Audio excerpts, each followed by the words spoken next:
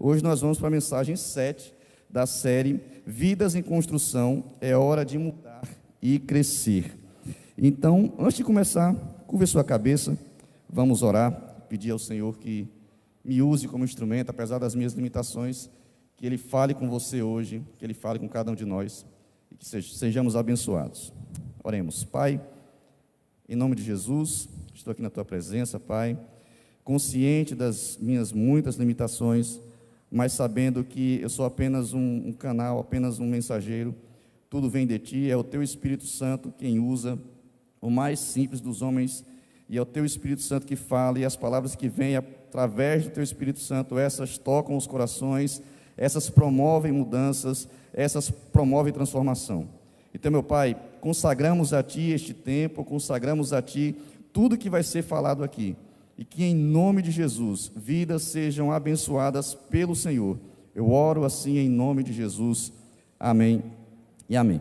Bem, meus queridos, como eu falei, hoje é a mensagem 7, já há quase 2 meses, a gente vem nessa série de mensagens, Vidas em Construção, é hora de mudar e crescer. E o texto inspirativo dessa nossa série é Filipenses capítulo 1, versículo 6, que os irmãos já estão cansados, entre aspas, de ler e de ouvir, mas vamos reforçar mais uma vez, porque com certeza o Senhor vai falar ao seu coração. Filipenses 1,6 diz assim: pois estou certo de que Deus, que começou esse bom trabalho na vida de vocês, vai continuá-lo até que ele esteja completo no dia de Cristo Jesus.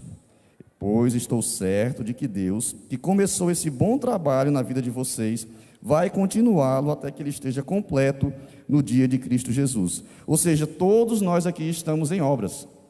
Nenhum aqui, essa obra está finalizada ainda. Nenhum aqui. Todos nós estamos em obras. Estamos numa obra que é o próprio Deus que está trabalhando em nós. O apóstolo Paulo vai dizer aqui: Deus que começou esse bom trabalho na vida de vocês, vai continuá-lo. Então, estamos em obras. E essa obra não é uma obra meramente humana, não depende apenas dos nossos esforços, mas é o próprio Deus agindo em nossas vidas. E essa obra, ela começa lá com a sua conversão, quando você tomou uma decisão por Cristo, quando você disse sim ao chamado do Senhor, essa obra ela começou. E ela vai durar toda a sua vida, toda a minha vida. Enquanto estivermos nessa terra, vamos estar em obras. Vamos estar nesse processo, nesse trabalhar de Deus. Esse trabalhar não terminou, ele só vai terminar quando acontecer 2 coisas: ou Cristo voltar, ou você morrer.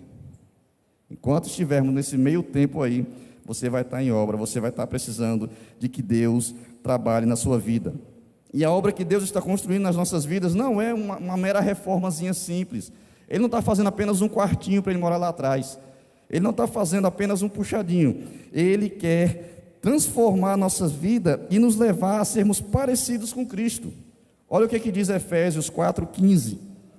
Diz assim na versão fácil de ler: ao contrário, falemos sempre a verdade com amor e cresçamos para ser em tudo como Cristo, que é o cabeça.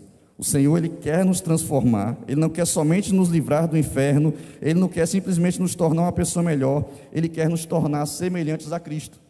Se fosse apenas para nos livrar do inferno, quando a gente aceitasse Jesus, quando a gente fizesse a oração da salvação, a gente cairia morto. Se o propósito de Deus fosse simplesmente nos livrar do inferno, quando nós tivéssemos um encontro com Jesus, a gente morreria. Todo domingo aqui ia ser um bocado de gente morta aqui, porque todo domingo, graças a Deus, tem gente que se converte aqui, graças a Deus. Então, já pensou? Eu acho que as pessoas iam ficar com medo de fazer a oração da salvação, porque ia orar e ia cair morto. Mas não é. Naquele momento que você tem uma conversão genuína, você começa uma obra na sua vida. E essa obra é transformar você à imagem de Cristo. Deus quer transformar-nos à imagem de Jesus. E a gente sabe que as grandes construções, elas não são rápidas. Não é algo que acontece de um dia para o outro. Por exemplo, nós vivemos, há 2 anos atrás, a reforma desse prédio, né? Próximo mês vamos completar 2 anos que nós estamos aqui nessa nova sede. E quem acompanhou viu que levou alguns meses para uma reforma ser feita. Isso aqui já existia, já tinha uma cobertura, já tinha as paredes. E só para adaptar esse ginásio aqui para ser uma igreja, levou alguns meses, levou bastante mão de obra, levou bastante recurso. Não foi algo simples, não foi assim instantâneo. Da mesma forma, as nossas vidas, a obra que Deus está fazendo em nós, ela leva tempo. Bom seria se fosse instantâneo. Bom seria se fosse assim: aceitou Jesus, está todo transformado, mudou toda a forma de pensar, toda a forma de agir, deixou todos os vícios, todos os maus hábitos. Seria ótimo, mas não é. É um processo, é algo gradativo, algo que vai acontecendo ao longo do tempo. E grandes construções são difíceis, são vagarosas, demandando tempo, e isso através de processos. Mas antes de entrarmos, irmãos, na mensagem de hoje, propriamente dito, a gente tem um hábito, né, o pastor tem um hábito, e o Fernando, o Fabiano também, que ministraram aqui antes de mim, de nós recapitularmos o que nós já vimos. Estamos na mensagem 7, para quem está aqui toda semana, não perde nenhuma, então está acompanhando direitinho, mas às vezes você faltou algum domingo, ou às vezes você está visitando pela primeira vez. Então, para você ter uma pequena noção do que nós já vimos, a gente vai fazer uma rápida revisão aqui dos outros 6 passos que nós já vimos. Quem quiser assistir as mensagens, se você ficou curioso, ou até mesmo quem está aqui quiser relembrar, pode ir lá no canal da Ibavim no YouTube, ou no nosso aplicativo. Lá vai ter lá vai ter essas mensagens, as 6 mensagens anteriores.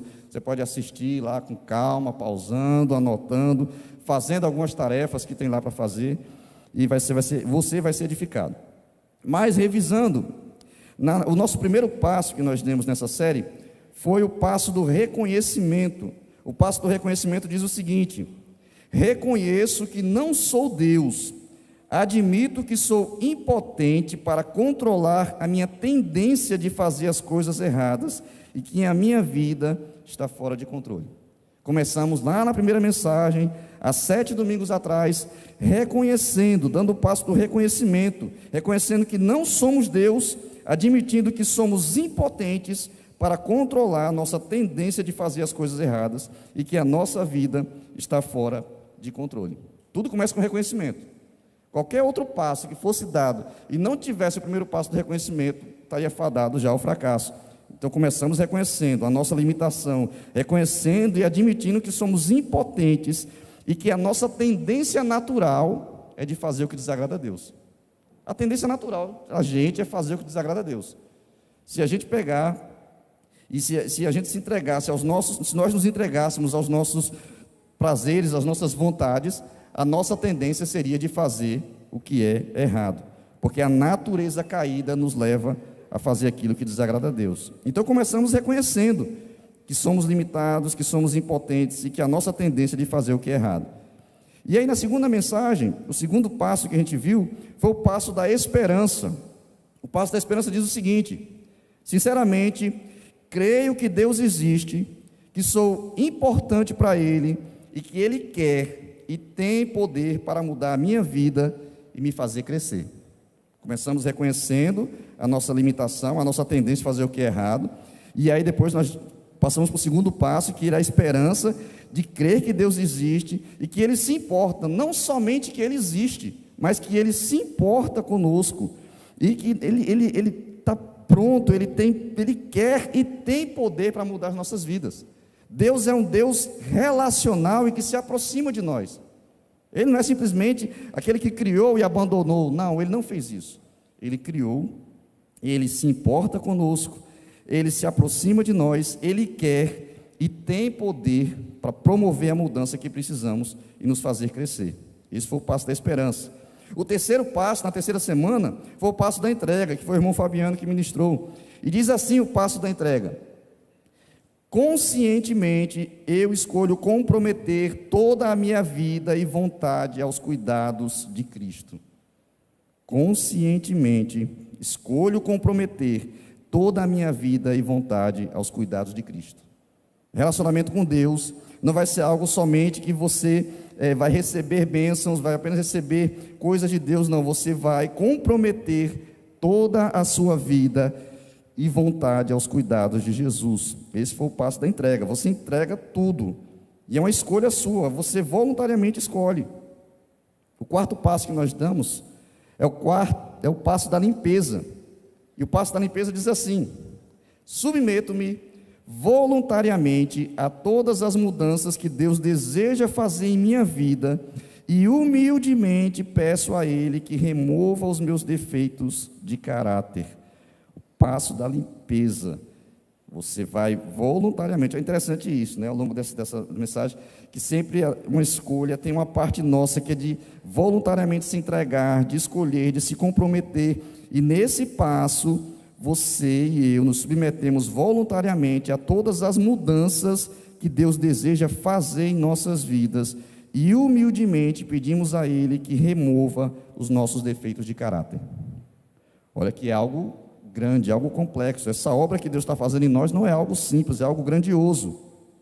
E aí vem o quinto passo, que a gente viu também, foi o Fernando que compartilhou essa mensagem.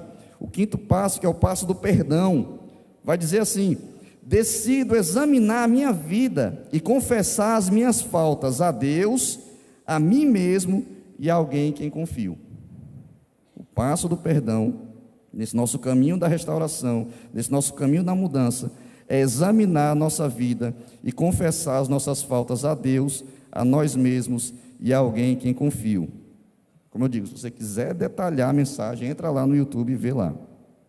O sexto passo, que foi da semana passada, que o pastor compartilhou conosco, é o passo da restauração, no caminho da restauração, foi o passo da reparação, que diz assim: examino todos os meus relacionamentos, oferecendo perdão àqueles que me feriram e reparando os danos que eu tenha causado a outros, exceto quando, ao fazer essa reparação, ao fazer isso, eu possa causar um mal maior à pessoa que eu feri ou a outras pessoas. Então veja, irmãos, que a gente vem aí há 6 semanas vendo isso passo por passo, estudando detalhadamente isso, e dá para ter uma noção de como essa obra é grande, como essa obra é importante.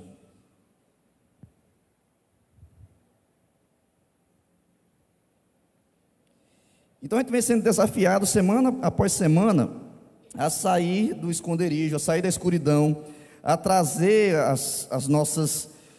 nossos hábitos, nossas mágoas, nossos vícios à luz da palavra de Deus, à luz de Deus. Estamos colocando diante de Deus, estamos abrindo nossa vida, nosso coração ao Senhor, para que Ele possa entrar e transformar as nossas vidas.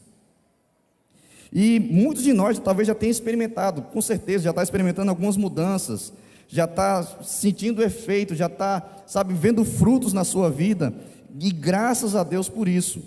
Mas, como eu falei lá no início, estamos no meio de um processo. Estamos em processo. Eu não sei se os irmãos já atentaram, tem coisas que a gente sabe a palavra, mas às vezes não sabe definir. E qual é a definição de processo? Processo pode ser definido como uma atividade ou um grupo de atividades que são estruturadas de modo que após a sua finalização seja entregue um produto ou um serviço. Então podemos dizer que todo o processo possui uma entrada, uma transformação e uma saída. A entrada a gente deu. Quando o Evangelho foi pregado para nós, demos uma resposta positiva ao Evangelho, começamos no processo, demos uma entrada. Aí vem a transformação, aquilo que vai sendo produzido, aquilo que vai sendo trabalhado, e no final vai ter um resultado. O resultado é sermos mais parecidos com Jesus, que esse é o que Deus quer, esse é o propósito de Deus na nossa vida, na nossa transformação. Então estamos nesse processo, uma entrada, uma transformação e uma saída. Hoje nós queremos falar sobre como manter o seu processo de restauração. Você já pode ter sentido alguma mudança, alguma evolução, já deixou de fazer algumas coisas, já está com novos hábitos, e talvez você fique assim: como eu faço para manter esse processo de restauração? Como eu faço para manter isso? Por isso, o sétimo passo, que é o passo que nós vamos ver hoje, é o passo da manutenção. E ele diz assim, a definição desse passo, diz bem assim: vou reservar um tempo diário com Deus para fazer um autoexame, ler a Bíblia, orar e conhecer a Deus e sua vontade para mim, e receber poder para continuar o processo de restauração em minha vida. Vou ler novamente. Vou reservar um tempo diário com Deus para fazer um autoexame, ler a Bíblia, orar e conhecer a Deus e sua vontade para mim, e receber poder para continuar o processo de restauração em minha vida.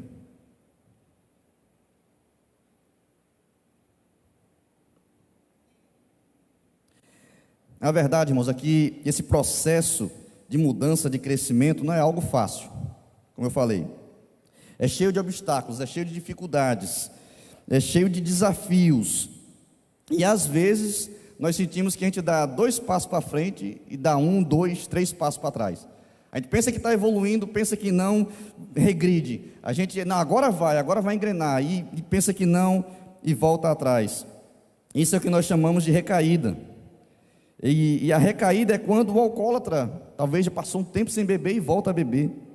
Às vezes é quando o dependente químico volta a usar drogas. O que come demais, às vezes volta a ganhar peso. Aquele que depende do jogo volta a entrar num cassino. O viciado em trabalho volta a encher sua agenda de atividades, ele volta a se ocupar demais e não tem tempo mais para Deus, não tem tempo para a família, não tem tempo para congregar. Isso é o que nós chamamos de recaída. É muito fácil escorregarmos de volta para o velho erro, para as velhas feridas, os velhos vícios, as velhas mágoas. Na mensagem de hoje, nesse 7º passo, nós vamos ver as causas de uma recaída e como tentar evitar, ou como evitar na prática mesmo essas recaídas. E a primeira coisa que eu quero que a gente entenda, que eu quero que fique claro para nós hoje, é que a recaída ela também acontece por fases. A recaída não acontece automaticamente, também não acontece assim instantaneamente. Às vezes são fases, são passos que a gente vai dando em direção àquele velho pecado e que nos ajuda a cair. São os que nós chamamos às vezes de gatilhos. São coisas, são pequenas concessões que nós vamos abrindo até que nós pensar que não estamos como até o exemplo que Pedro usa, às vezes como o porco lá, se lambuzando de novo na sujeira, quando a gente pensa que não, está lá no pecado novamente. Mas quais são as fases da recaída? Tem mais fases, mas nós colocamos aqui pelo menos 2 fases que são, assim, inevitavelmente acontecem antes da recaída. E a primeira fase da recaída é o orgulho. O orgulho. A gente começa a se sentir confortável e orgulhoso com o progresso que a gente está tendo. Estamos evoluindo, estamos melhorando, e aí a gente começa a dizer: eu não preciso mais de ajuda.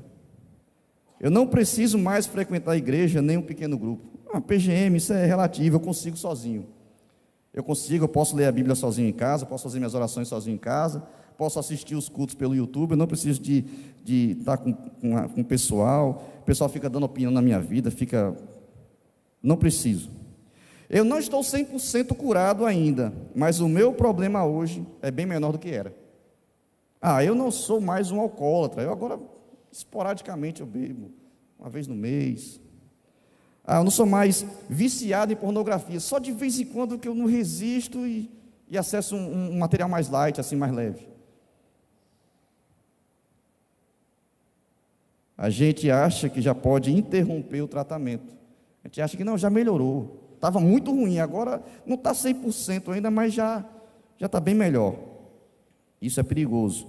Isso é uma fase que precede a queda. A segunda fase da recaída é a amnésia. É quando você começa a racionalizar dizendo: eu acho que o meu problema não era tão grave assim. Realmente não era tão ruim, eu não estava numa situação tão ruim. Eu não era uma pessoa tão ruim, eu não tinha vícios gritantes, eu não tinha problemas assim, era mais ou menos.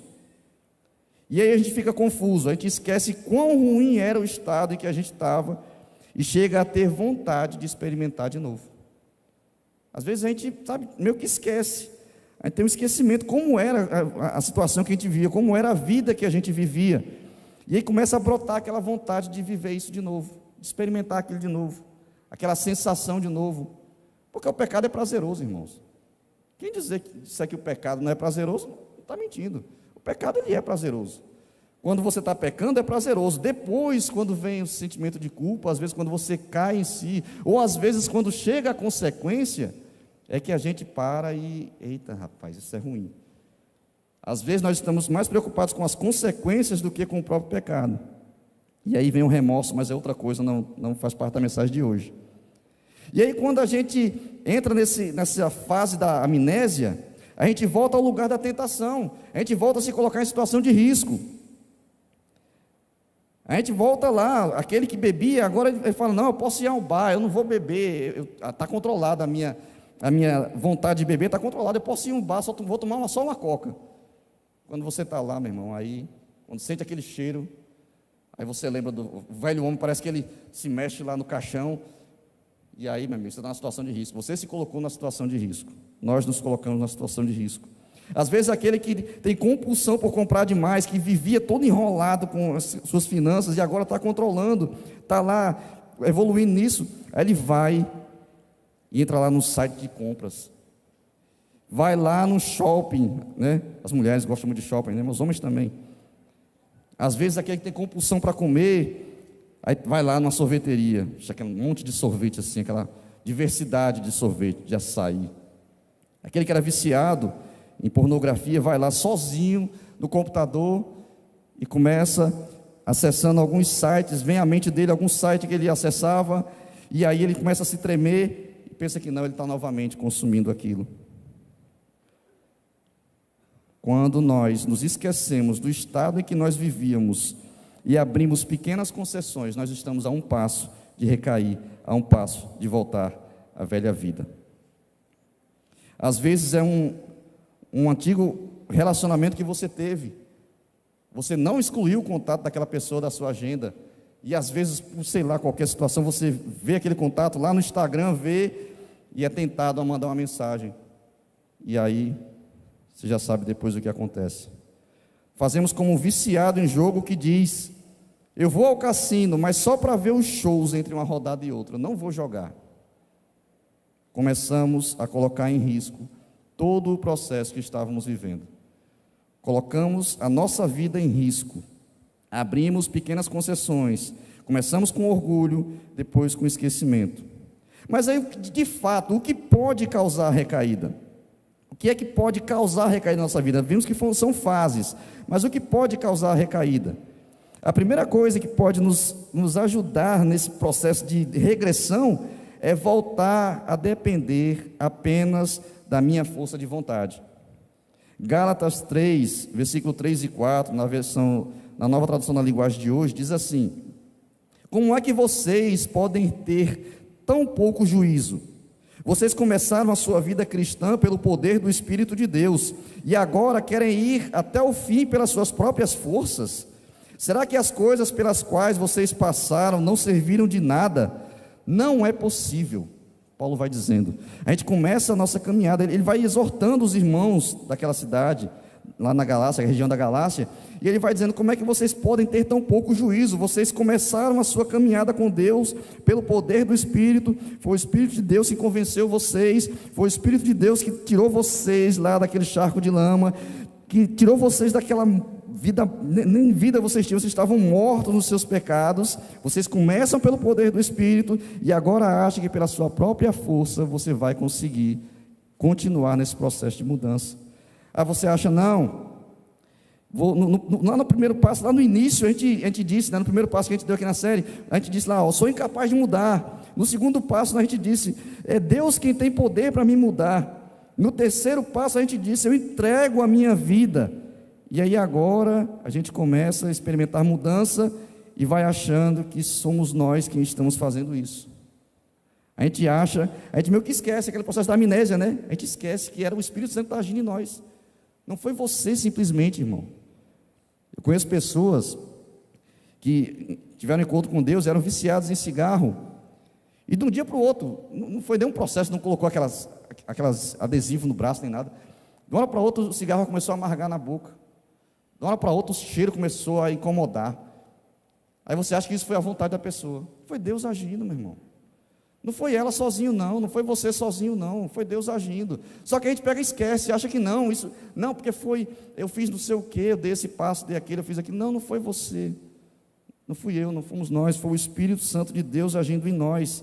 E a gente começa a achar que pela nossa força de vontade, simplesmente a gente está mudando e que a gente vai conseguir continuar nessa mudança. Deus te deu alguns sucessos e você já está se achando onipotente e capaz de resolver toda e qualquer situação. Tem uma ilustração bem interessante. Diz que um homem chegou a um circo e lá tinha uma tenda bem bonita no circo, né? Aquelas tendazinhas pequenas.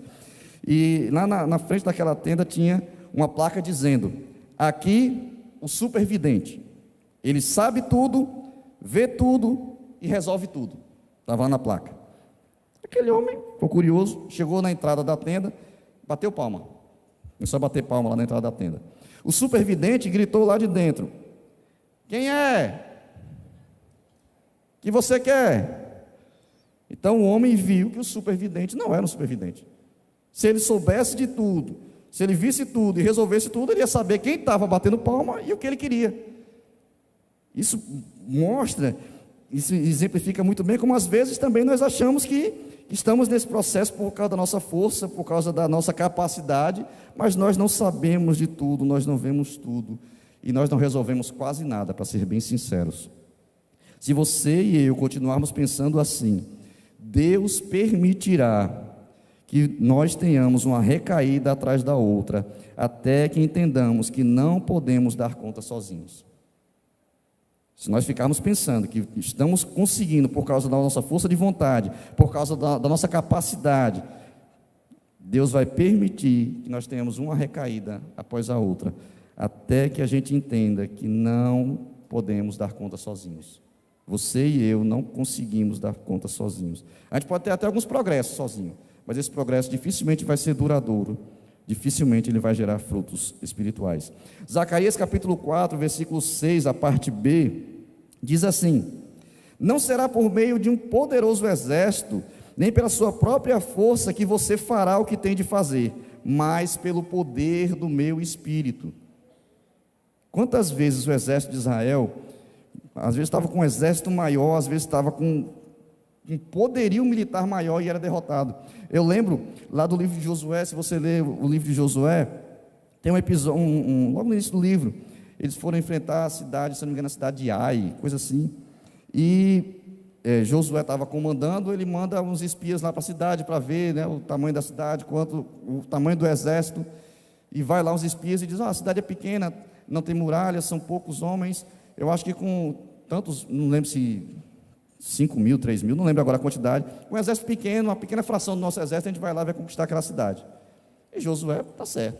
Só que o povo estava em pecado, porque quando eles derrotaram Jericó, Deus tinha dito que eles não eram para ficar com nada, absolutamente nada de despojo daquela cidade era para ficar. Só que teve algumas pessoas lá, teve uma família que pegou e guardou umas peças de ouro, algumas coisas, então eles estavam em pecado.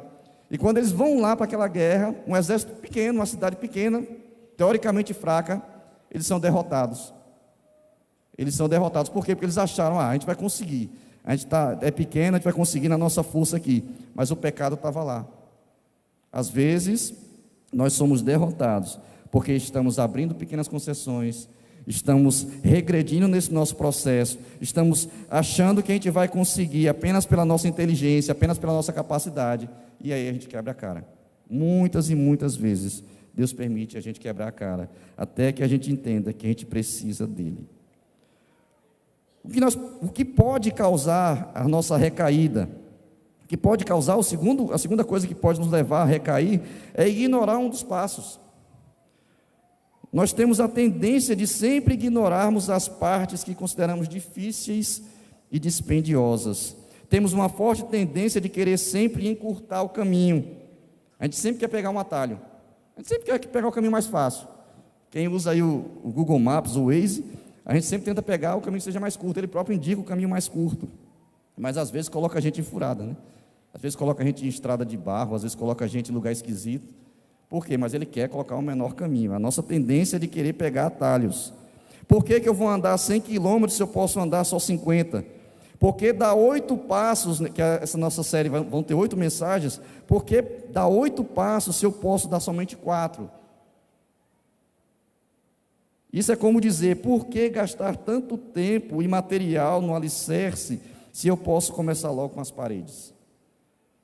Por que eu vou gastar tanto tempo no alicerce? Eu moro aqui no centro de Parnamirim, moro por trás daqueles diferentes, né, aqueles prédios, aquelas torres bem altas ali. E da janela da minha casa, eu acompanhei a construção, né? Como gosto de construção, meu pai era mestre de obra, e eu acompanhei a construção das 2 primeiras torres, e agora estou na terceira torre. E eu ficava da janela olhando. E os irmãos não imaginam quanto tempo leva na fundação de um prédio daquele tamanho. Quanto tempo leva? É cavando, o negócio cavando não sei quantos metros, depois pega e colocar ferro, depois pega em concreto, depois pega... É um tempo enorme e algo que não vai ser visto. algo que vai estar lá embaixo do chão, ninguém vai ver a fundação de um prédio, mas que levou muito tempo. E é totalmente importante. Imagine um prédio daquele de 12 andares, se ele fosse construído sem uma fundação realmente forte, firme, bem estruturada. Provavelmente não estaria mais em pé. Já teria vindo ao chão, já teria talvez morrido pessoas. O alicerce ele é importante. Então, por que nós precisamos de dar vários passos? Por que esse processo ele é lento, ele é gradual? Porque ele tem partes que não podem ser ignoradas. A gente não pode ignorar. Ignorar o alicerce é colocar a sua casa em risco. E a sua casa vai cair. Por que de gastar tanto tempo lixando um portão, aplicando os arcão, se a gente pode logo aplicar a tinta? Para ir para Gilmar, né, que trabalha com portão. Porque se nós ignorarmos o lixamento, se nós ignorarmos os arcão, que está lá para proteger, aquele portão vai enferrujar logo. Porque nós vamos gastar tanto tempo dando 8 passos, se podemos resolver tudo com 3 ou 4. Sabe por quê? Porque se ignorar algum passo, você acabará tendo uma recaída. Se você ignorar algum desses passos, você provavelmente vai ter uma recaída. A terceira coisa que nós precisamos fazer, que pode, não precisamos fazer, pelo amor de Deus, até que errei. O que pode causar a nossa recaída? Qual a terceira coisa que pode causar uma recaída em nós? Tentar mudar e crescer sem apoio. Tentar mudar e crescer sem apoio.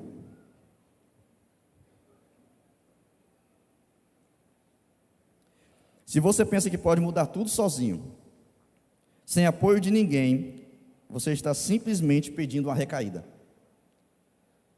A gente viu lá no primeiro passo, na questão do orgulho, né? Quando a gente viu lá a questão do orgulho. Se você pensa que pode mudar tudo sozinho, sem apoio de ninguém, você está simplesmente pedindo para recair, para ter uma recaída.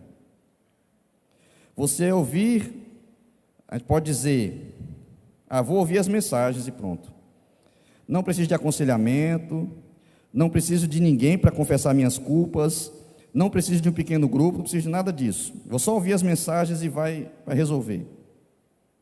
Veja o que Eclesiastes capítulo 4, versículo 9 e 10 diz, na linguagem de hoje também. Diz bem assim, Eclesiastes 4, 9 e 10. É melhor haver 2 do que 1, porque 2 pessoas trabalhando juntas podem ganhar muito mais. Se uma delas cai, a outra ajuda a se levantar. Mas, se alguém está sozinho e cai, fica em má situação, porque não tem ninguém que o ajude a se levantar. Irmãos, Deus, na sua soberania, na sua sabedoria, na sua onipotência, Ele decidiu que nós precisaríamos de outras pessoas. Existe uma palavrinha que você já deve ter ouvido, que chama-se interdependência. Interdependência é um conceito que descreve a relação mútua entre diferentes pessoas, organizações, países, sistemas, nos quais as ações e decisões de uma parte são apoiadas por ações e decisões de outras partes. Nós precisamos de outras pessoas. Nós nunca conseguiremos conquistas duradouras sem a ajuda de relacionamentos, porque Deus não nos fez independentes uns dos outros. Deus nos fez dependentes uns dos outros. A gente quer ser muito independente, a gente quer fazer as coisas sozinho, mas Deus, na sua soberania, decidiu que nós precisaríamos de outras pessoas. O pastor já usou esse exemplo, e eu já vi outras pessoas usarem exemplo. Muitas coisas na nossa vida prática, na nossa vida diária, a gente precisa que outra pessoa veja. Por exemplo, se você tiver uma casca de feijão no seu dente, você vai precisar que alguém olhe e diga: ei, Ilson, você está com a casca de dente aí. Você está com o zíper aberto da calça, nós que somos homens, né? Às vezes a gente passa o dia lá com o zíper aberto, se não chegar ninguém e dizer: rapaz, você está com o zíper aberto. O cara vai ficar lá passando vergonha o dia todo. E em muitas outras coisas simples do dia a dia, nós precisamos que alguém nos dê aquele alerta assim: ei, rapaz, isso aí. Com relação à nossa vida também, aos nossos hábitos, nossos costumes, nossas práticas, também precisamos que às vezes outra pessoa chegue e fale: isso, rapaz, essa sua postura aí não está legal. Isso que você está fazendo não é legal. Essa sua forma de falar, essa sua forma de agir, Isso não é legal, isso não é conveniente com um homem de Deus, com uma pessoa de Deus. A gente precisa que outras pessoas nos alertem. Deus fez isso, Deus quer isso. Você até pode dar alguns passos sozinho, até pode conseguir algumas conquistas, mas elas não durarão por muito tempo. É por isso que Ele criou uma família chamada igreja e nos motivou a participarmos dela. Igreja é algo de Deus, é um projeto de Deus. Não é algo para você vir somente no domingo, sentar aí, assistir um culto e ir para casa. Não é algo para você apenas acessar lá no YouTube, assistir e pronto. Não, é algo para você fazer parte. É algo para você abençoar a vida de outra pessoa e outra pessoa abençoar a sua vida. Há uma troca. A interdependência é importantíssimo, e ignorarmos isso, querermos viver sozinho, é também a gente está abrindo uma brecha para cairmos, para voltarmos às nossas velhas práticas.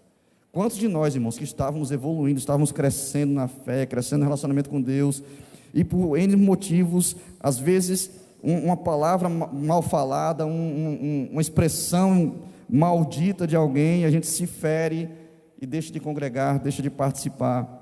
E todo aquele processo que nós estávamos vivendo, a gente abandona. E a gente pensa que não, está voltando às velhas práticas. Pensa que não, está voltando àquela antiga vida.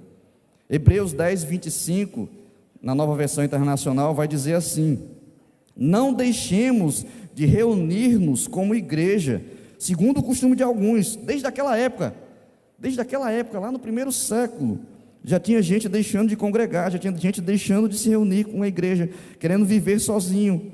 Aí ele diz: não deixemos de reunirmos como igreja, segundo o costume de alguns, mas encorajemo-nos uns aos outros, ainda mais quando vocês veem que se aproxima o dia.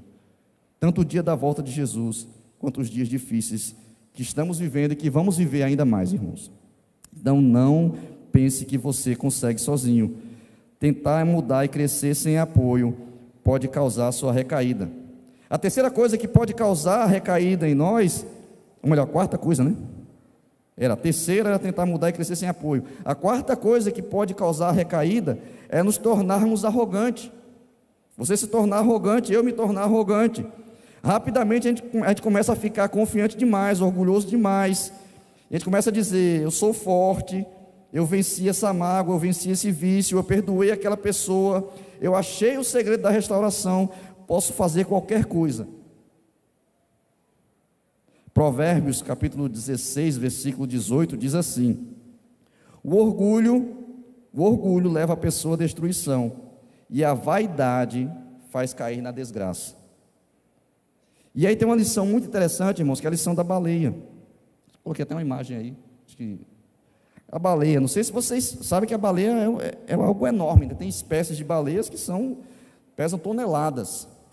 E mesmo assim, há muito, muito tempo, acho que não sei se há 2 séculos ou mais, o homem já consegue pescar baleia, consegue ir lá. Antigamente se usava a gordura da baleia para iluminação, para uma série de coisas. E a gente fica pensando, como é que antigamente se conseguia pegar um animal deste tamanho?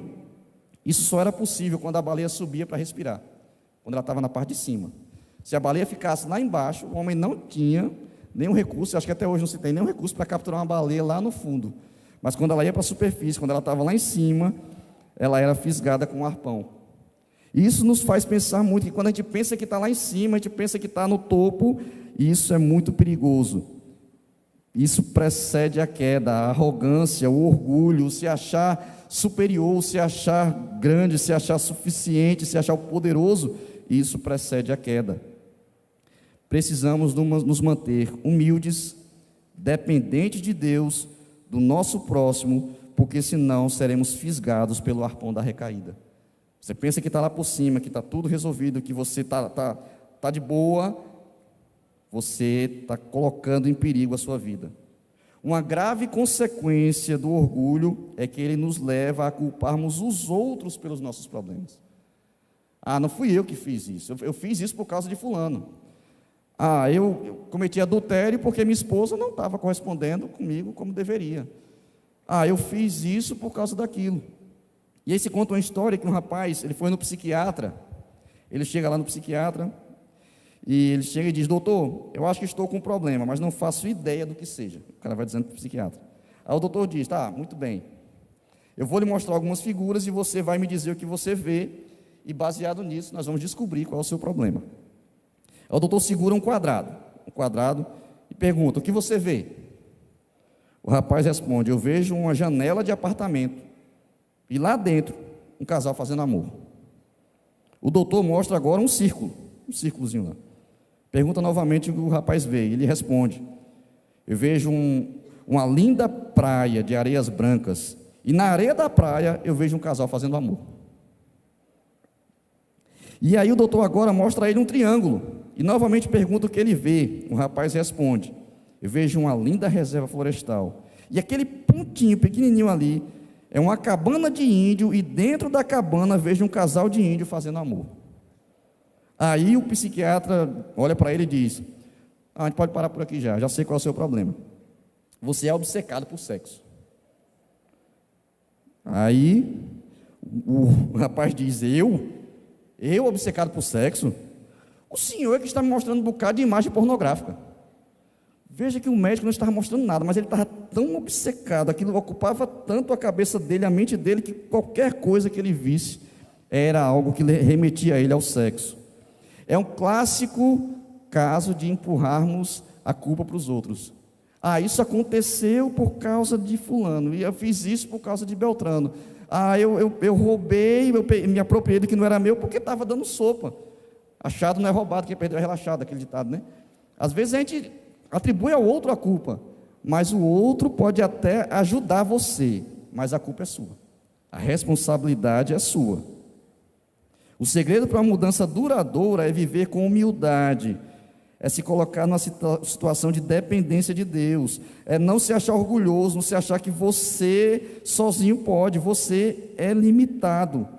A melhor proteção contra a recaída é a humildade e a dependência de Deus. O orgulho me faz pensar que eu sou completo e imbatível, e isso me faz baixar a guarda e me torna vulnerável. E aí tem um exemplo também, bem interessante. Tem uma imagem aí, que é de um rapaz, o nome dele é Matthias Rust, acho que é isso, eu não sei muito bem a pronúncia. Ele é um alemão de 18 anos. Se você pesquisar lá no Google, você pode colocar lá, Matthias com TH, eu coloquei ali o nome dele, coloquei. Matthias Rust, depois se você tiver curiosidade, pesquise, é muito interessante a história dele. Em 1987, em plena Guerra Fria, um rapaz de 18 anos, ele atravessa o espaço aéreo soviético, pilotando um avião de pequeno porte, e pousa em plena Praça Vermelha. Essa foto aí é verdadeira. Coincidentemente, tinha um inglês que estava lá autorizado a estar lá em Moscou, e ele estava filmando, estava tirando umas fotos lá da Praça Vermelha, e ele pega justamente na hora que esse pequeno avião estava pousando. Esse rapaz, Matthias Rust, ele era um pacifista e surpreendeu o mundo na época ao humilhar a maior potência militar do planeta, em uma aventura que envolveu uma combinação de sorte, insanidade, incompetência dos militares e um estímulo de circunstâncias. Se essa história fosse contada em um filme, seria criticada por ter um roteiro conveniente, onde tudo dá certo para o mocinho. Esse rapaz, ele conseguiu, irmãos, olha como é que ele conseguiu, num aviãozinho pequeno, um Cessna parece, não lembro agora o modelo do avião, ele consegue passar por várias defesas do exército russo, que se considerava, tinha um orgulho de ter a melhor defesa antiaérea do mundo, e uma série de coisas permitem que esse rapaz, pacifista, chegue até esse lugar. Ele poderia ter levado uma bomba nuclear e ter explodido Moscou. Isso prova que o orgulho ele é enganoso. Isso é a prova que quando achamos que já somos os melhores, baixamos a guarda e ficamos vulneráveis. Muito interessante, depois leiam essa história de Matthias Rust, é muito interessante. E aí vem, irmãos, como nós vamos evitar a recaída? Como nós podemos evitar de termos essas recaídas?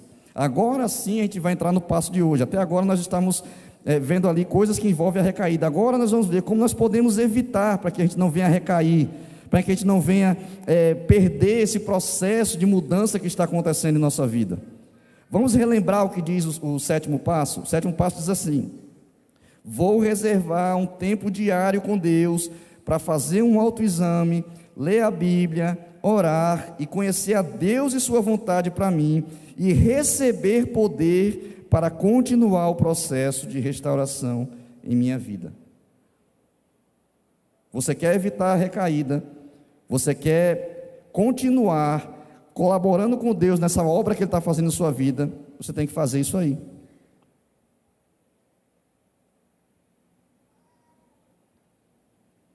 Marcos 14:38 diz assim: vigiem e orem para que não sejam tentados. É fácil querer resistir à tentação, o difícil mesmo é conseguir. Outras linguagens dizem: a carne é fraca, mas o espírito está pronto. Mas nessa linguagem de hoje diz: é fácil querer resistir à tentação, o difícil mesmo é conseguir. O que Jesus está dizendo aqui, irmãos, é que é da nossa natureza humana ter uma recaída. É da nossa natureza humana voltar às coisas velhas que arruinaram a nossa vida. É da nossa natureza voltarmos a essas velhas práticas, mesmo quando a gente sabe que isso é ruim, mesmo que a gente sabe que aquilo fez mal para nós, fez mal para quem está perto de nós, mas a nossa natureza, ela quer fazer aquelas coisas. E é por isso que Jesus está mandando nos precaver. E é disso que fala esse passo. E vamos ver aqui 3 precauções que nós precisamos tomar para nos ajudar a evitar uma recaída. A primeira precaução que nós precisamos tomar para evitar a recaída é fazer uma avaliação, é se autoavaliar. Eu gosto muito, eu amo esse versículo, 2 Coríntios 13:5, a parte A diz assim: examinem-se para descobrir se vocês estão firmes na fé. É uma ordem, se examine, faça um autoexame, faça uma autoavaliação. Tem gente que vive a vida, sabe, uma coisa acontecendo após a outra, nunca para se autoavaliar, nunca para fazer uma avaliação.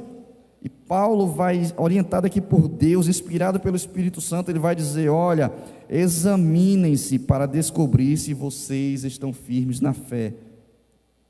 E o que eu preciso avaliar em minha vida, o que nós precisamos avaliar em nossas vidas? Há pelo menos 4 coisas, eu coloquei bem resumidamente, não coloquei no slide aí. Há 4 coisas que nós precisamos nos avaliar. A primeira avaliação é a avaliação física. Faça a seguinte pergunta para você mesmo: o que o seu corpo está dizendo? O seu corpo fala, sabia que o seu corpo fala? Saiba que o seu corpo e meu corpo, ele nos dá muitas dicas sobre o que está acontecendo internamente em nós. Por exemplo, você está com os músculos tensos. O que o seu corpo está querendo dizer? Ele pode estar dizendo para você: olha, você está estressado demais. Olha, você está acumulando coisa demais. Você está querendo abraçar o mundo com as pernas. Você está querendo fazer tudo. Você está querendo controlar tudo. O seu corpo está dizendo para você: faça essa avaliação física. Esse estresse pode estar sendo causado por uma ferida, uma mágoa, um sentimento de culpa que não foi 100% restaurado. Você pode estar sentindo dores no estômago. Está sentindo aquela azia, às vezes, que não é algo somente físico. Já é comprovado que estresse também causa gastrite. Essas dores no seu estômago pode ser uma gastrite nervosa resultante de feridas, de mágoas, de sentimento de culpa que não foi totalmente restaurado. Avalie o seu corpo, o que o seu corpo está dizendo. Faça também uma avaliação emocional. Você vai fazer a seguinte pergunta: o que eu estou sentindo de verdade? Verifique se você não está mentindo para si mesmo e reprimindo os seus sentimentos. Negar e reprimir suas emoções e sentimentos é como sacudir uma garrafa de Coca-Cola e não abrir a tampa. 1 hora vai explodir. 1 hora você vai estourar. Todos nós sabemos de alguém que era tranquilo, era calmo, aquela pessoa extremamente controlada, sabe, serena, tranquilo. Mas um dia assim, do nada, aquela pessoa estoura. Fala: rapaz, fulano, nunca vi o senhor estressado, né? Um dia eu estouro. Por quê? Porque a gente vai acumulando. A gente vai ignorando os nossos sentimentos, vai ignorando a culpa que está lá dentro, vai ignorando sentimentos que estão lá dentro. Isso vai criando uma pressão interna, chega um momento que a gente estoura. Faça um exame emocional. Pergunte para você mesmo assim: eu estou magoado? Eu estou com raiva? Se eu estou com raiva, por que eu estou com raiva? Eu estou ansioso, mas por que eu estou ansioso? Estou com medo? O que está me causando medo? Se avalie, irmãos, Gaste tempo se avaliando, se autoavaliando. Cuidado, todas essas coisas podem ser resultado de feridas que não foram restauradas. Às vezes é um perdão que você não liberou, às vezes é um perdão que você não pediu, às vezes é uma restauração que você poderia ter feito, já poderia ter promovido, mas você está segurando, e você está morrendo por dentro, você está se desgastando. Seja honesto e sincero consigo mesmo. Para que negar? Aceitar o que está sentindo é um passo importante. Você vai ver que isso será muito útil. Não negue, irmão, não negue. Está com raiva? Estou com raiva. Estou chateado. Para que negar? Para que querer parecer o que você não é? Seja honesto com você mesmo. Seja honesto com você mesmo. Outra avaliação que precisamos fazer é a avaliação relacional. Precisamos nos fazer a seguinte pergunta: tem alguém morando de graça em minha mente? Como é isso, você pode perguntar? Por exemplo, alguém, uma tia, um avô, um primo, há 15 anos atrás, fez alguma coisa lá que magoou você, que lhe fez mal. Talvez a pessoa mora distante, talvez você nem tenha contato mais com ela, mas de vez em quando você se pega pensando naquilo, pensando naquela pessoa. De vez em quando você se pega aquilo, sabe, lhe apertando o peito, aquilo lhe fazendo mal. Você precisa mandar embora todos os invasores que estabeleceram residência em sua mente. Mas para isso você tem que se avaliar.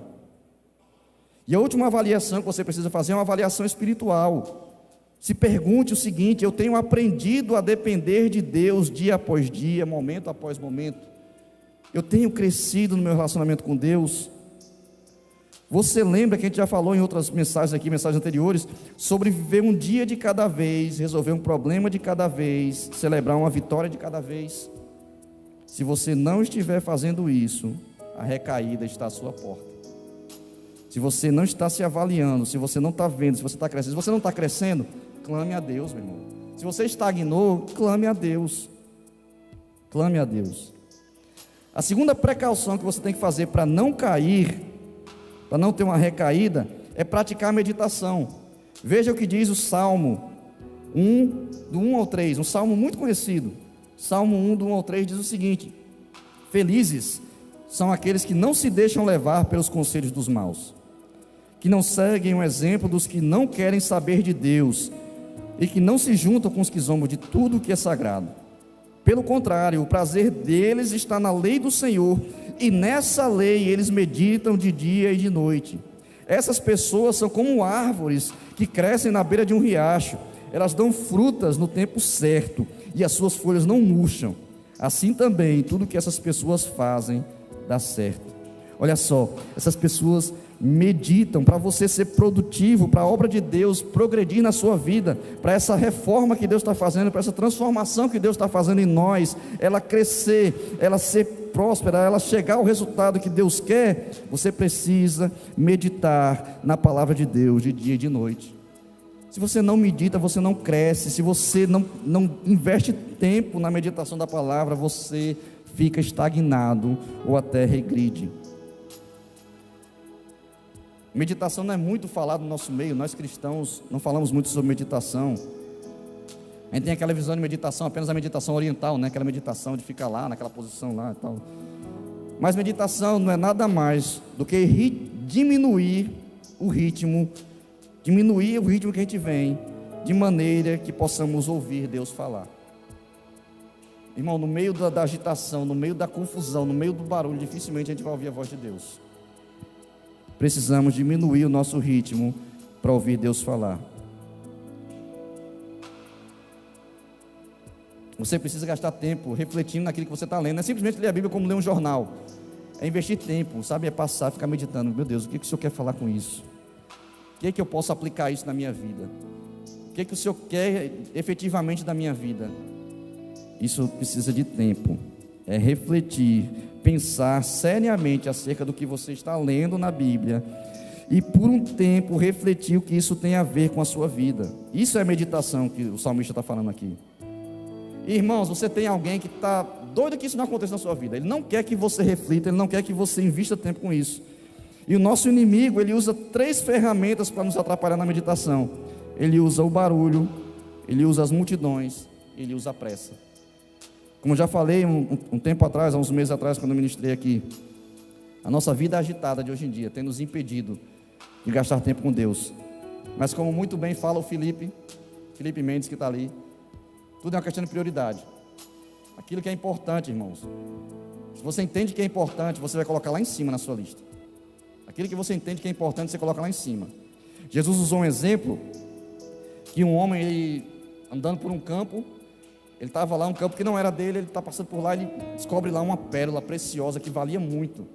Ele vai e vende tudo que ele tem, sai vendendo tudo que tem, não fala para ninguém, deixa a pérola lá escondidinha lá. Ele vende tudo que tem, e vai lá, compra aquele campo, porque ele sabia que lá tinha um grande tesouro. Aquilo se tornou uma prioridade para ele. Se nós entendêssemos a importância de que é a palavra de Deus, irmão, qualquer outra coisa você colocava em segundo plano. É o jogo de futebol, eu gosto de futebol, mas meu irmão, hoje eu não li a palavra, hoje eu não meditei, hoje eu não tive tempo com Deus. É melhor eu ter um tempo com Deus do que assistir o meu tricolor, o meu São Paulo vive perdendo, né? Mas quando você entende o que é prioridade, você sabe, coloca aquilo lá em cima. E ter tempo com Deus deveria ser a coisa mais importante. A chave para o crescimento saudável é ter raízes aprofundadas na palavra de Deus. E a maneira que as raízes se aprofundam na palavra de Deus é através da meditação. Não é simplesmente ler. Ler é o primeiro passo, mas é meditar. Sabe, é ficar ruminando, é ficar pensando. O que Deus quer falar? O que eu posso fazer com isso? E eu digo uma coisa, todos nós sabemos meditar. Todos nós. Você fala, mas eu nunca meditei, mas você sabe meditar. Com certeza você já se preocupou com alguma coisa. Você já passou um tempo sem dormir pensando em alguma coisa, você sabe, já ficou preocupado com alguma coisa. E preocupação também é um tipo de meditação. Preocupação é uma meditação em relação aos seus problemas. Então todos nós sabemos meditar. Meditar e investir tempo refletindo sobre as verdades divinas e aplicar a nossa vida é algo essencial. Isso vai nos ajudar a nos mantermos fortes e saudáveis espiritualmente falando. A terceira precaução que nós temos que ter para não cairmos, não termos uma recaída, é ter momentos diários de oração. O que uma oração pode fazer? Uma oração pode fazer tudo o que Deus pode fazer. Por quê? Porque não é a oração que é poderosa, é o Deus que ouve a oração que é poderoso. Então, meu irmão, a oração, ela tem poder infinito porque ela é feita, ela é direcionada a um Deus que tem poder infinito. Às vezes você tem alguém na sua família que você gostaria que essa pessoa conhecesse Jesus, mas você começa a falar de Jesus para ela e a pessoa não ouve, não dá atenção a você, mas você pode orar por ela. Ela não pode impedir você de orar. Ela pode tapar os ouvidos, ela pode sair da sua presença, pode não querer ouvir você, mas ela não pode impedir que você ore por ela. E a oração que você faz por ela tem poder infinito. Muita gente esquece que você pode usar a oração para falar qualquer coisa a Deus e pedir qualquer coisa. Não é só sobre assuntos espirituais, não é só sobre coisas extremamente importantes. As coisas simples da vida você pode compartilhar com Deus. Deus está interessado em todos os aspectos das nossas vidas. Todos os aspectos das nossas vidas são importantes para Deus. Tinha uma certa mulher, ela era viúva, tinha 12 filhos, e eles, aquela escadinha, filhos pequenos, e era o maior desejo do coração dela, era conseguir um novo marido, alguém que pudesse ajudá-la na criação dos seus filhos, alguém que pudesse compartilhar a vida com ela. E ela começou a orar a Deus, começou a pedir a Deus sobre isso, e a forma como ela pedia que era engraçado. Quando ela ia orar no seu quarto, ela pegava uma calça masculina, colocava do lado da cama, ela deitava, ela se ajoelhava do outro lado da cama e falava: Senhor, coloca um homem dentro dessa calça. Senhor, coloca um homem dentro dessa calça que está aqui na minha frente. Essa era a oração daquela mulher. Senhor, coloca um homem dentro dessa calça. E Deus ouviu a oração daquela mulher. Aquela oração deu certo. Deus ouviu a oração dela e ela conseguiu um marido. Você e eu devemos fazer um compromisso absoluto e inegociável de investir um tempo significativo a sós com Deus em oração. Olha que frase interessante, irmãos. Você e eu devemos fazer um compromisso absoluto e inegociável de investir um tempo significativo, não é 1 minutinho, não é 2 minutinhos, é um tempo significativo a sós com Deus em oração. Isso não quer dizer, eu tenho um hábito eu vou trabalhar em Natal, vou de moto e vou lá orando, vou lá conversando com Deus, vou refletindo na palavra, mas isso não substitui um tempo a sós com Deus, isso não substitui um tempo significativo de oração, isso não substitui, isso é importante. A Bíblia diz orar sem cessar, ou seja, está orando todo o tempo, mas a Bíblia também fala em Mateus capítulo 6, versículo 6, diz assim, está aí na tela: mas quando você orar, vá para o seu quarto, feche a porta e ore a seu pai que está no secreto, então seu pai que vê no secreto o recompensará. O quarto aqui lembra intimidade, a porta fechada lembra exclusividade, é um tempo exclusivo com Deus, é um tempo de intimidade com Deus. Isso aqui não é a mesma coisa de estar orando na rua, isso aqui não é a mesma coisa de estar orando na moto, não é a mesma coisa de estar orando em qualquer outro lugar. Isso aqui é só você e Deus, no seu quarto, com a porta fechada, ninguém mais entra lá, é só você e Deus. Sabe por que nós estamos fracos? Sabe por que nós estamos caídos? Estamos caindo porque nós estamos negligenciando um tempo a sós com Deus. Sabe por que a sua fé é fraca? Sabe por que a minha fé é fraca? Porque eu negligencio o meu tempo com Deus. Sabe por que você não resiste ao pecado? Porque você negligencia o tempo com Deus. Você acha que consegue sozinho, você acha que só vindo na igreja aqui no domingo, só vindo aqui no pequeno grupo vai ser suficiente. Isso é importante, mas isso não substitui o tempo com Deus. Isso não substitui um tempo com Deus. 2 Crônica 7,14, não está aí no slide, vou terminar agora, diz assim, 2 Crônica 7,14 e 15: se o meu povo, que se chama pelo meu nome, se humilhar e orar, buscar a minha face e se afastar dos seus maus caminhos, dos céus o ouvirei, perdoarei o seu pecado e curarei a sua terra. Deus quer intimidade com você, Ele está disponível 24 horas por dia, Ele está disponível em qualquer lugar, a toda hora, em toda circunstância. Ele quer ouvir tudo que você quiser falar para Ele. Não quer dizer que Ele vai ouvir tudo, Ele não vai atender tudo, mas Ele quer ouvir a sua oração.